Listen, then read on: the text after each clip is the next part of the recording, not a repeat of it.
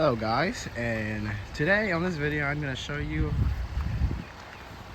how to remove this wood trimming, or any trimming in a 9th gen Impala. The trimming up here, over here, and of course here. And let me show you how to remove this. Okay, shut up radio. This specific Impala is a 2013.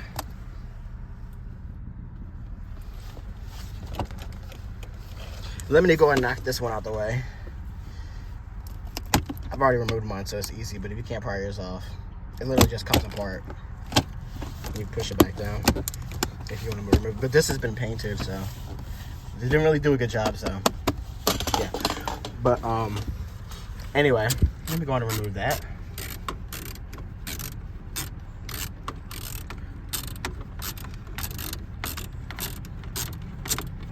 Come on. Oh, well, it doesn't even really matter. I'm getting rid of these anyway. All right. So first, let's knock the radio part out of the way. Where's my flathead? Go in and get yourself a flathead or a squeegee, whatever you call it, a pry toolkit. In my case, it'll be a flathead. And you don't want to do it hard. It just comes off easily. If it's your first time doing it, you might have to do it a little bit, but you want to do it evenly around, not just pry at one corner, because there is a bunch of connectors. And it comes off like that. See, there's like 7, 8 connectors, or pin connectors, whatever you call them. And this part was difficult when I was getting this thing off. You basically got connected pin connectors right here, right there. There's one on this side, and there's 2 under right there. 1, 2. So what you want to go ahead and do is go ahead and pry them off, but I need to do this with 2 hands, so I am going to turn this off real quick. Well, that wasn't so bad now, was it? It wasn't as hard as it was. By the way, I got this. This isn't a SS trimming. This was from a police car, LS. The difference between a LS and a SS one, the SS has like little silver dots, like a bunch of dots. This one just looks like it had been a magic erased or something like that. But sorry, there's something on my phone. But I might find an SS one in the future, but who knows? This one might. Anyway, see if we can just put this back on. Yep, goes in just like that. And go ahead and push it in. There we go. Snap in easy. There we go. Now we got that piece out the way. Let's go on and move on to these. So what you want to do is get something to now technically you are breaking this off.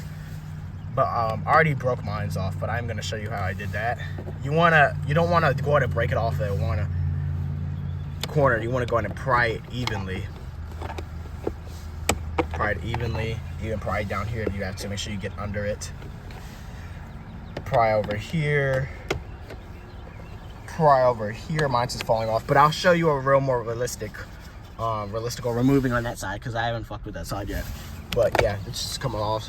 It has 1 clip right there. The rest is pins that I broke, and that I'm probably gonna hot glue or super glue together, either or. Anyway, I have one right here that is for the right side, so let me go and grab the other one, which this one is for the left side. So it fits, but I'm gonna have to hot glue it to keep it still, because it's holding on by 1 pin. So let's go in and move on to the other side.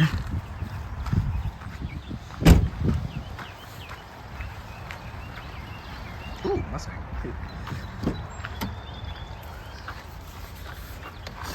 I don't know what I'm gonna do with all these old parts. Probably just give them away because I don't need them. Pry over here, it's gonna be a little more difficult. I might have to put the camera down. Nah, I shouldn't have to. So what you're essentially doing is breaking those pins. See? Piece just fell. But you don't want to actually break this in half because it's actually a lot thinner than it seems. See how it's starting to bend? Well, I mean, honestly, I don't really care if this breaks because I'm not even using it, but I want it to come off in one full. At least do a neat job of doing it. Oops, see, yeah, see, dig under there. You want to make sure you're doing that. Digging into the plastic, you do not want to do that because this plastic is kind of soft under here. It's very soft under there. Pry up here. Take a screwdriver in there. Pry up. And we have about one more place to pry, which is down here. Oh, there we go. All right. That popped off. So let's pop this one on.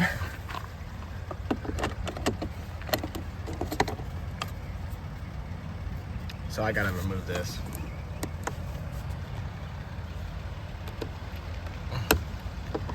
Shake that part off.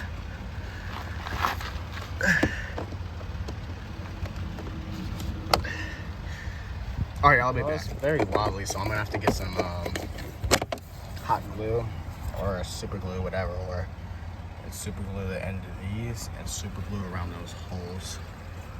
And these parts right here, you know, super glue or hot glue around these parts too. And hot glue those parts. The hose, I mean the clips right there, you don't really have to worry about. Even though I broke the one clip right there, but that other clip's still intact. So, oh yeah, and these pieces right here, I'm gonna super glue those holes too, but don't put too much. So one of these pieces I pried off. I think it was right here, and it fell back there, so. I think we should be fine. You know, hear it rattling in there, so. Yeah. Just goes on like that. Grab your so we're gonna start working on this piece now.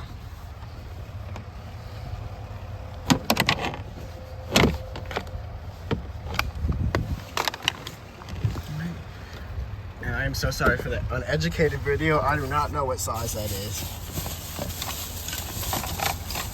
But you know what? We can find out maybe. Where's my ratchet at?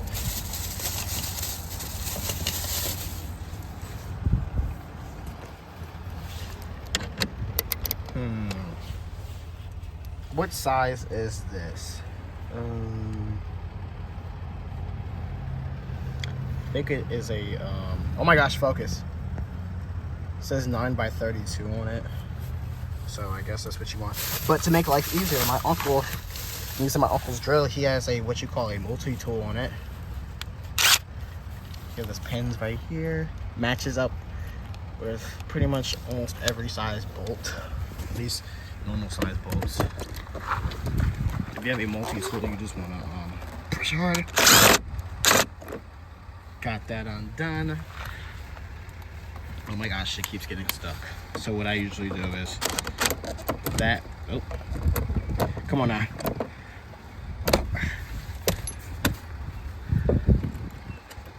That.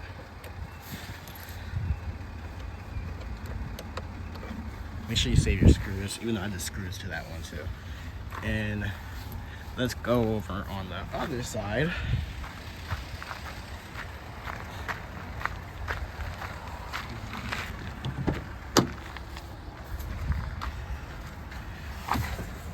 And you wanna, where is my flathead?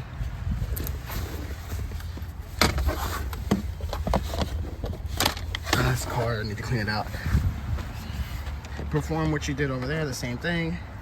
Pry this off. Like I said, I removed this about 10, 20 different times exploring with this car. I'll try to do different things with it. So it might be a little harder with yours, but still, it'll come off. This car is basically pretty easy to work on. Now under here, you need a ratchet. You can't use that. You can't use the drill with it because you can't get under there. So.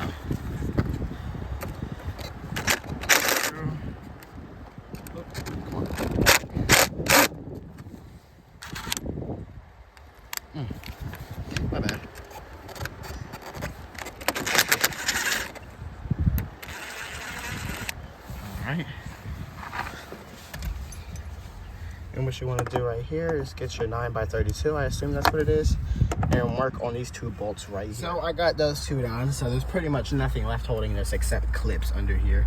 So what you want to do is start working at the end right here, and it is, the vents do come out with it too.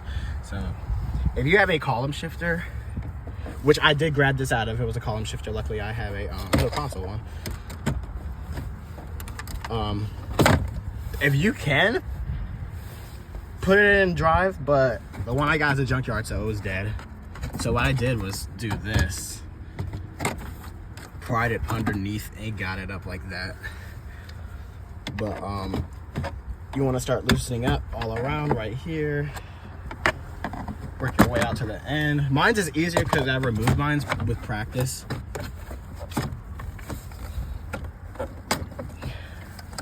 All right, you might set off your turn signal or your hazard a few times doing this. And one last step before you're able to remove this is, you see that, don't freak out, you see that pin right there? See, where's my hand at? You push that in, there's a clip right there, you push it in and go ahead and disconnect it, and so long. And that's it. We are gonna ride around like this. It's like, no, let's get our new one.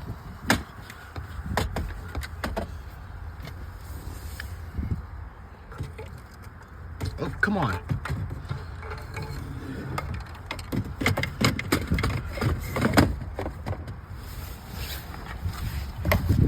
Give yourself some space. You can see that's a little bit, but anyway, go ahead and put your connector back in right here. I think this pretty much works on any year Impala, going from 2009 to 2013. Even the limited Impalas, which are 2014 to 2016, most people don't know about those Impalas.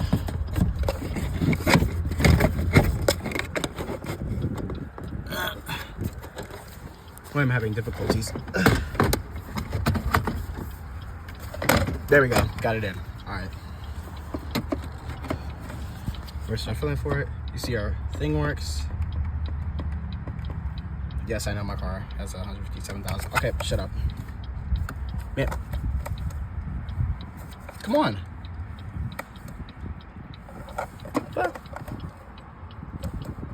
Oh, my turn signal is on. I was wondering. Thought I broke it for a second. Go ahead and start filling for the vents and start pushing in. You want to make sure you have everything lined up.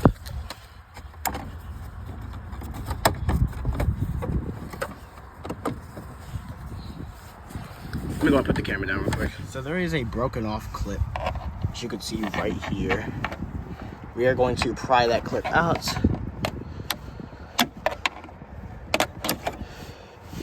That's why it wasn't going in, and I'm gonna put the camera down. All right, we got a broken clip out, so let's see if that fixed it. All right, there we go.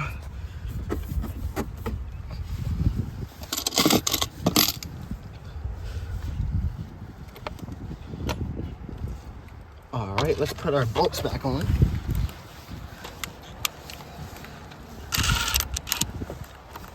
Put our bolts back on right there.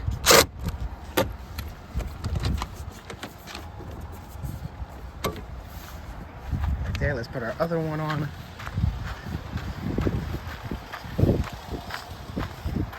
Now I gotta figure out what I'm gonna do with that. And the other old ones, probably just get rid of it. So there's no need for me to have it. I don't need it.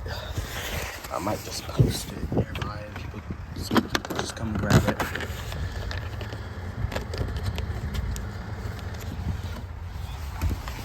Oh, and yeah, I'm gonna give this a good wipe down. Vents are in good working order too. Make sure they're in good condition. And yes, I did get this out of the one that you look at my video of junkyard Impalas. The third car, which is the second cop car I looked at, I got this trimming out of, because the first cop car had something in front of it, which would have made it almost impossible to get out. Plus, something was screwed right here, so I was like, that's a hell no. So I went to the other cop car, and sure enough, this was in pretty much good, perfect condition. All right, got that in, and